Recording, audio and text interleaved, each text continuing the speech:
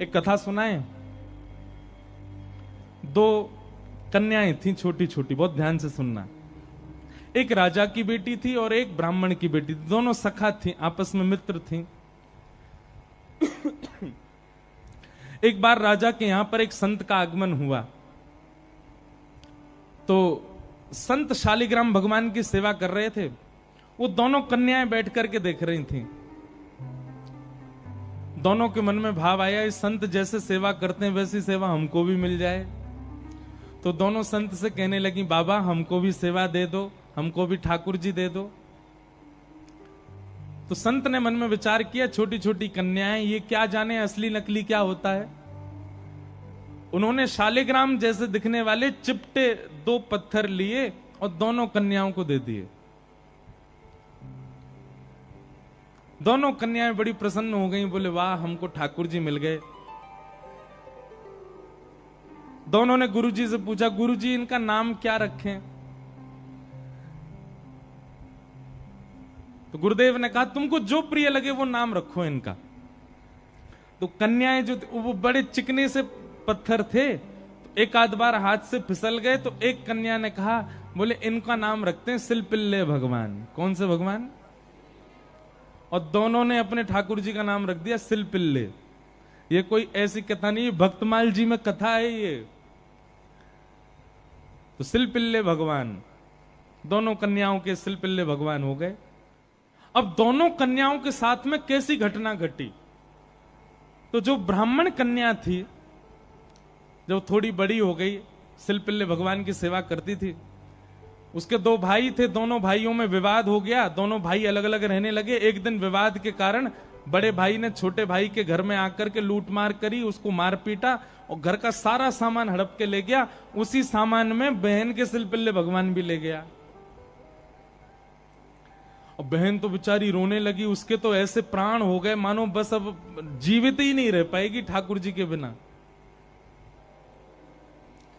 रोने लगी, भैया से कहने लगी, भैया बोला पूरा घर लुट गया, उसकी तुझको चिंता नहीं, वो तेरे पत्थर के भगवान खो गए उनके लिए रो रही है। बोले वो पत्थर नहीं है, मेरे प्राण है, मेरे जीवन है, वो नहीं मिले तो मैं प्राण निकल जाएंगे मेरे।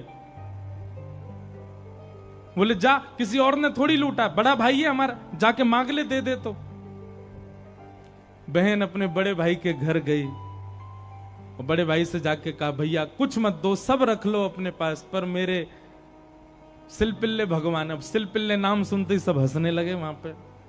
और जितने भी उसके भाई के साथ, वो तो गुंडा प्रवृत्ति का था, उसके साथ में जितने भी लोग सब हंसने लगे। अच्छा क्या नाम तुम्हारे ठाकुर जी का? बोले सिलपिल्ले भगवान। और जोर से हंसे।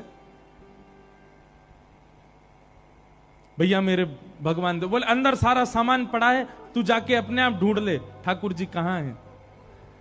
अंदर जाने लगी तो एक जो उसके भाई का पूरा गैंग था, उसमें से एक बोला, अगर तेरी इतनी भक्ति है कि तू अपने भगवान के बगैर नहीं रह पा रही, तू यहीं खड़ी खड़ी बुला ले, तेरे ठाकुर जी अपने आप ही निकल के आ जाएं।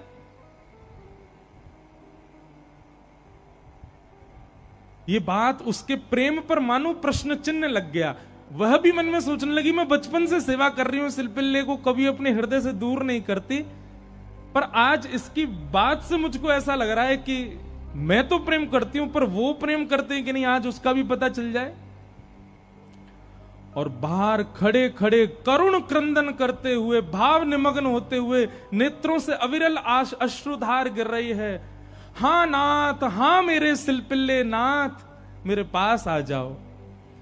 दोनों भुजा उठा करके जैसे ही रुदन करने लगी, कक्ष में से वो सामान्य सा पत्थर जिसकी वर्षों से सेवा कर रही थी, वो अपने आप उछट करके आया और उस कन्या के हृदय से आकर के लग गया। बोलो सिलपिल्ले भगवान की। और महाराज ये देख करके भाई और उसका जो पूरा गैंग था, वो सब आश्चर्यचकित हो गए। परिणाम यह हुआ कि सब लोगों ने अपनी सब सामग्री जो उसके भाई की लूट ली थी, सब इकट्ठी करके दे आए। बोले भैया हम तो ऐसे ही समझते थे, पर आज वास्तव में हमने भक्ति का दर्शन किया। अब राजकन्या जो थी, उसके सिलपिल्ले भगवान, उनके साथ कैसी घटना घटी? कन्या का विवाह हुआ और जिस पुरुष के साथ में विवाह हुआ वो किसी भी रूप से भक्त नहीं था, ना वो भक्त था ना उसका परिवार भक्त था। कन्या ने विवाह के लिए मना तो किया पर माता पिता नहीं माने, विवाह कर दिया। अब वो तो बस अपने सिलपिल्ले भगवान को हृदय से लगा के रहे, बोले कि मुझे पता है ये मेरा पति और ये परिवार पूरा जो है ये बिल्कुल भी भक्ति भाव इनके चित्त में नहीं है, पर नाथ बस आप मेरे साथ रहोगे तो मैं पूरा जीवन निकाल लूंगी। अब जिससे उसका ब्याह हुआ था वो तो काम क्रोध लोभ मोह सब था उसके अंदर, वो तो इसी कारण से विवाह कर रहा था, भोग वृत्ति थी उसकी। लेकिन कन्या के चित्त में यह भाव था कि भाई ये वैष्णव नहीं है, इसको तो मैं स्पर्श भी नहीं करने दूं अपना।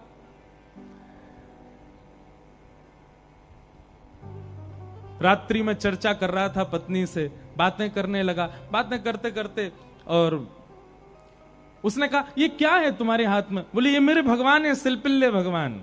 उस सिलपिल्ले नाम सुनते ही इतना हंसा, हंसते हंसते बिस्तर से गिर गया। बोले कौन है? सिलपिल्ले भगवान। बोले आप हंसिए मत, ये मेरे ठाकुर जी हैं, मैं बचपन से इनकी सेवा करती हूं। अच्छा ठीक है, रखो इनको अपने पास। लेकिन वो उनको दूर करना चाह रहा था, बार बार लेकर के हटाना चाह रहा था। और वो राजकन्या कस के पकड़े, बोले नहीं आप इनको मुझसे दूर मत करो, ये मेरे प्राण है, ये अगर दूर हुए तो मैं प्राण त्याग दूंगी। एक दिन, 2 दिन, 4-5 दिन बीत गए, लेकिन वो ऐसे ही रहे, सिलपिल्ले भगवान को हृदय से लगा के रहे। उसका यही था कि मैं पूरा जीवन इनके साथ नहीं रह सकती, पर आप रहोगे तो मैं रह लूंगी। एक दिन उस राजकुमार को क्रोध आया और उसने जब हट पूर्वक हाथ हटाए और वो सिलपिल्ले भगवान को खींच करके और बाहर एक सरोवर था, सरोवर में फेंक दिया। जैसे ही सरोवर में फेंका, वो राजकन्या वहीं मूर्छित होकर गिर पड़ी। पूरा परिवार इकट्ठा हो गया, सब लोग सोचने लगे, बोले अरे ये क्या हो गया, इसके कहीं प्राण ना निकल जाएं, पूरे गांव में हमारी निंदा होगी, इसके पिताजी बहुत बड़े राजा हैं, हमको कारागृह में डाल देंगे। क्या किया तूने? बोले कुछ नहीं, पत्थर लगाए, बैठी रहती थी, मैंने फेंक दिया तो नाटक कर रही है मूर्छा की। खूब प्रयास किया लेकिन होश में नहीं आई। जैसे तैसे होश में आई, वैद्य के बुलाने के बाद उठते ही मेरे सिलपिल्ले कहां हैं, मेरे सिलपिल्ले कहां हैं।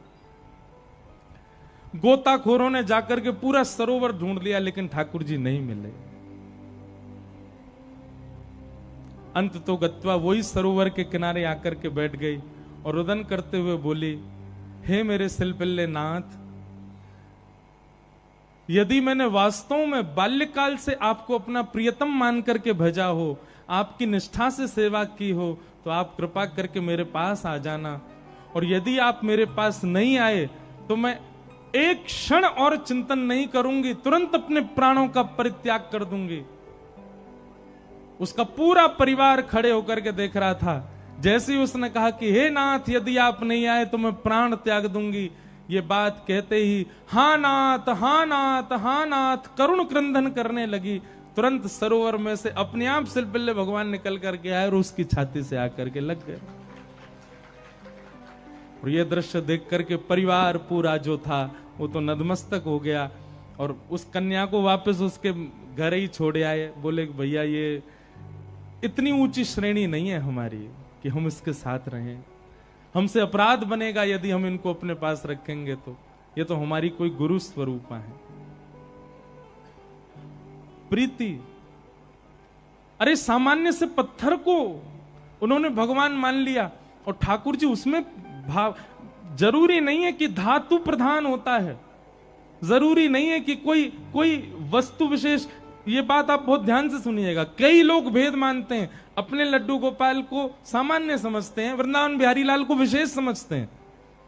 उनको लगता है मंदिर में जो बिहारी जी बैठे हैं ये विशेष हैं, हमारे संग जो डलिया में डोल रहे हैं ये इतने विशेष नहीं है। क्यों?